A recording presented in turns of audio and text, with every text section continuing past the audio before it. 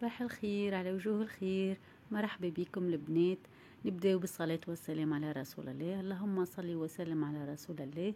البنات بعد ما عملت قيبتي وطليت عليكم قلت خليني نبداو في التحضيرات الصيفية متاعنا ان شاء الله باذن الله. هذه عندي العولة متاع الكركم البنات، نشريه كيف هكا كعب من عند تويبلي الكبير.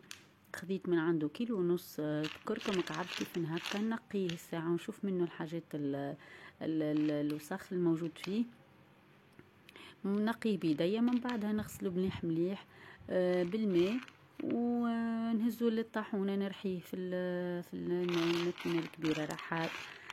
كالعادة البنات لازم نعملوا حاجة كيف هكا في دويرتنا، حضروها مريرة في العام نرتاحوا معناتها من العولة متاعنا. وهذه أول حاجة بديت بها هي الكركم، خاطر أول حاجة وفاري وما لقيتش، ما نحبش ناخذ معناتها منين يجي. قلت خليني نعمل عولتي ونشاركها مع البنات. بعد ما نقيه كيف هكا نحطه في الماعون كبير ونغسله مليح مليح البنات يجي فاوح. وننصحكم اعملوه خاطر بالحق معناتها حتى التوابلية اللي يبيعوا في الساحات ما يغسلوهمش ما ينقوهمش، اقل حاجة تلقاها وسخ ولا شعرة ولا اللي يجي معناتها يحطوه يرحيوهم معناتها من غير تنظيف.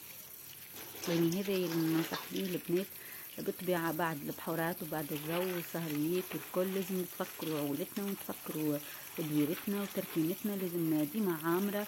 وديما ننصح باش الحاجات هذه ديما نعملوها بيدياتنا وعلى نظافة ندو بها وليداتنا.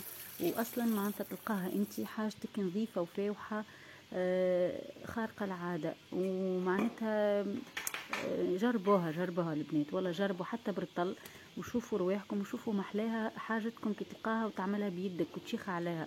هذوم البنات اللي رحيتهم دوبا ما رحيتهم خليتهم يبردوا شويه، ما نحطهمش طول ومن بعد نخبيهم وناخذ الدبوسه نتاعي البلار.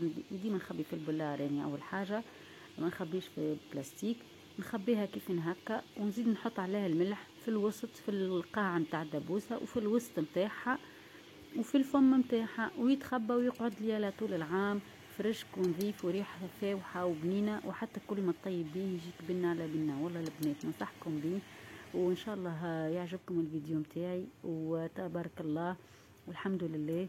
وان شاء الله طريقتي تعجبكم في الاحتفاظ مع بها. كنحط كيكه ديما في الفم. البنات اعملوا اشتراك وجيم وكومنتير ومرحبا بكم.